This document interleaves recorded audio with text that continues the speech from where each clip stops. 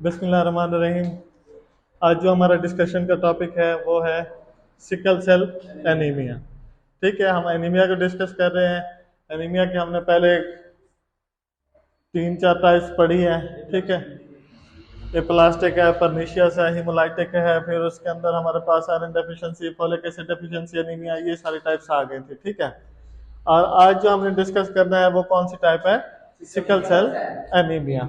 ठीक है, देखते हैं कि ये क्या होता है। कि सिकल सेल एनीमिया क्या है? अबनॉर्मल फॉर्म ऑफ हीमोग्लोबिन है, जिसे हम बुलाते हैं haemoglobin S, caused by inherited genetic defect. कोई भी जेनेटिकली डिफेक्ट आया है बॉडी के अंदर, जिसकी वजह से कौन सा एनीमिया होगा? सिकल सेल एनीमिया होगा। ठीक है, जो सेल की शेप है वो किस तरह की हो जाएगी? सिकल सेल टाइप हो जाएगी। ठीक है, और हीमोग्लोबिन को हम किस तरह कॉल करेंगे? कि हीमोग्लोबिन एस के साथ। ठीक है, S mean sickle cell. S mean क्या है? Sickle cell. ठीक है, शेप चेंज हो जाएगी सेल्स की, जिसके एक एबनॉर्मेलिटी है जो जेनेटिकली होती है, इनहेरिटेड होती है। ठीक है, बॉडी के अंदर, और क्या काज कर रही होती है? सिकल सेल एनीमिया काज कर रही होती है। ठीक है, उसके बाद अगर हम इसके क्लिनिकल फीचर्स या सिम्टम्स की बात करते हैं तो किस तरह के होते हैं? सबसे पहले हमारे पास इसके अंदर आता है कि जो हैंड और फुट है उनकी स्वेलिंग स्टार्ट हो जाती है, सूजना स्टार्ट हो जाते हैं। ठीक है, दूसरा क्या है कि छाती के अंदर पेन आता है, चेस्ट पेन। चेस्ट पेन भी इसका सिकल सेल एनीमिया का सिम्टम है। ठीक है, उसके बाद क्या है? फैटीग हो जाती है, बॉडी फैटीग हो जाती है। उसके बाद क्या है? हीमेटूरिया हो जाता है, जो यूरिन के अंदर ब्लड आना शुरू हो जाता है। ठीक है, कौन सी टाइप के अंदर? सिकल सेल एनीमिया के अंदर। उसके बाद हमारे पास जो है, जो स्किन है वो पेल हो जाती है। ठीक है, कलर चेंज हो जाता है स्किन का।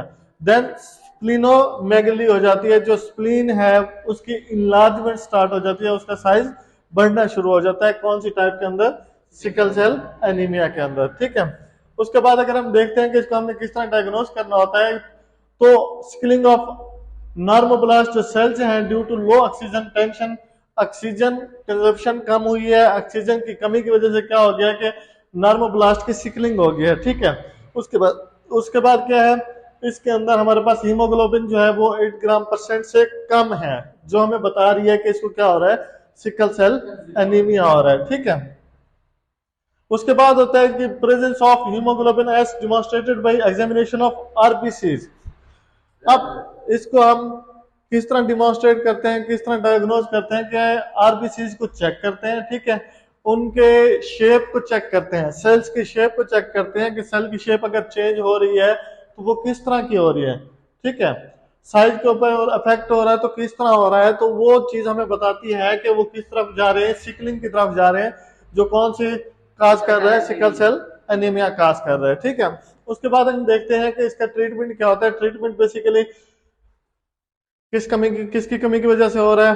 फोलिक एसिड कमी की वजह से होता है। ठीक है, एनीमिया, हम फोलिक एसिड यूज करवाएंगे। ठीक है, उसके बाद अगर इन्फेक्शन हो गया है, उस इन्फेक्शन को ट्रीट करने के लिए एंटीबायोटिक यूज करेंगे। ठीक है, अगर 5 ग्राम परसेंट से कम हो गया है ब्लड, तो उसके लिए हम क्या करेंगे? ब्लड ट्रांसफ्यूजन करवाएंगे, ब्लड उसके अंदर इंजेक्ट करवाएंगे, ताकि आरबीसी की कमी को पूरा किया जा सके। और जब न्यू आरबीसी बॉडी के अंदर आ जाएंगे तो उसके थ्रू हम किसको ट्रीट कर सकते हैं? सिकल सेल एनीमिया को ट्रीट कर सकते हैं। समझ आ गया?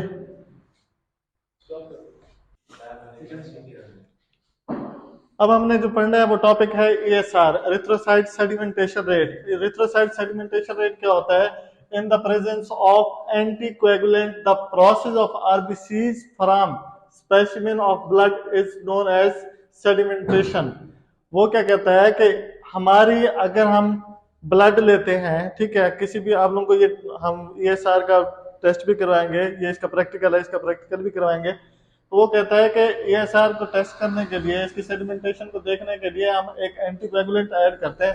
ठीक है, आरबीसीज के। तो उसमें हम क्या करते हैं कि जो रेट होता है, जिस रेट में आरबीसीज नीचे बैठना शुरू हो जाते हैं, ठीक है, एंटीकोएगुलेंट के ऐड करने से जो आरबीसीज जितने रेट के साथ नीचे बैठना शुरू हो जाते हैं उस ब्लड में से, उस प्लाज्मा में से, ठीक है, उस रेट को हम क्या नाम देते हैं, आरबीसी के सेटलिंग डाउन के रेट को हम नाम देते हैं कि ये क्या है, एरिथ्रोसाइट सेडिमेंटेशन रेट। ठीक है, आरबीसी क्यों नीचे बैठ जाते हैं, क्योंकि इनका साइज हैवियर होता है प्लाज्मा की निस्बत।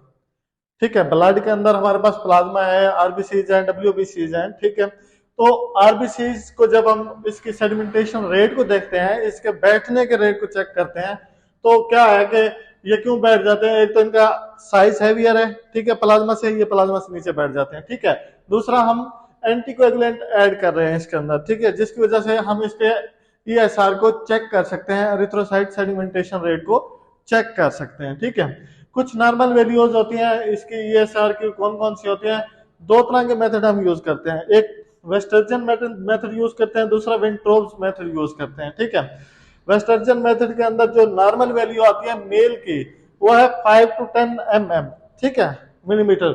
उसके बाद फीमेल्स की जो है वो 10 to 15 मिलीमीटर होती है। ठीक है, हाँ हो सकता है, इंक्रीज कर सकता है, लाजमी नहीं है, ये आपकी फिजियोलॉजी पे डिपेंड करता है। ठीक है, एक नॉर्मल वैल्यू जो हमें दी हुई है वो ये वाली है, इससे इंक्रीज भी कर सकता है, इससे डिक्रीज भी कर सकता है, कोई इतना बड़ी बात नहीं है। हाँ, अगर कोई बीमारी है उसमें मजीद इंक्रीज कर जाएगा या उसमें डिक्रीज कर जाएगा ज्यादा क्वांटिटी में, तो वो इफेक्ट शो करता है। ठीक है, उसके बाद विंट्रोब मेथड है। विंट्रोब मेथड के अंदर क्या होता है कि मेल की जो होती है वो 0 to 10 mm होती है। ठीक है, फीमेल की कितनी होती है, 0 to 15। समझ आ गई है, ये नॉर्मल वैल्यूज होती हैं वेस्टर्जन एंड विंट्रोब मेथड की। ठीक है, ईएसआर के, समझ आ गया। उसके बाद हम देखते हैं कि फैक्टर्स कुछ अफेक्ट कर रहे होते हैं ईएसआर को, कौन से होते हैं, एक तो आरबीसी का साइज एंड शेप।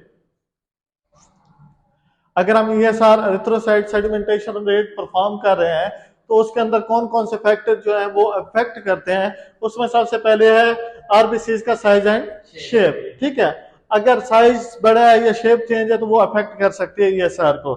उसके बाद कंटेंट ऑफ प्लाज्मा प्रोटीन, अब ये देखना है कि उसके अंदर जो हमने ब्लड लिया है ईएसआर परफॉर्म करने के लिए, तो उसके अंदर प्लाज्मा प्रोटीन का कंटेंट कितना है।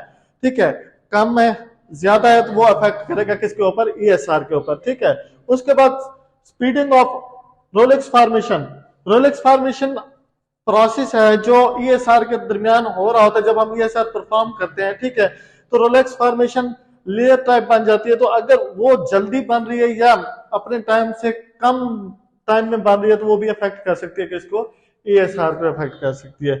उसके बाद है जी स्पेसिफिक ग्रेविटी ऑफ कर्पसेल्स, जो हमारे पास वहां पर कर्पसेल्स मौजूद हैं, उनकी ग्रेविटी अगर सही नहीं है, ठीक है, ग्रेविटी अफेक्टेड हो रही है, तो वो ग्रेविटी किसके ऊपर अफेक्ट करेगी, ईएसआर के ऊपर अफेक्ट करेगी। समझ आ गई है।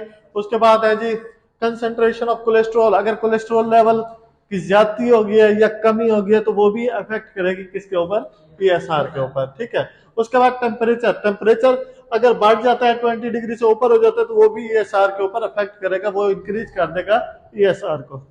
समझ आ गई है। उसके बाद है जी decrease viscosity of ESR. Decrease viscosity, अगर विस्कोसिटी डिक्रीज हो रही है, विस्कस मटेरियल उसका डिक्रीज हो रहा है, कम हो रहा है, तो वो क्या करेगा, ईएसआर को इंक्रीज कर देगा। समझ आ गई है। ये हमारे पास वो फैक्टर थे जो अफेक्ट कर रहे थे ईएसआर को।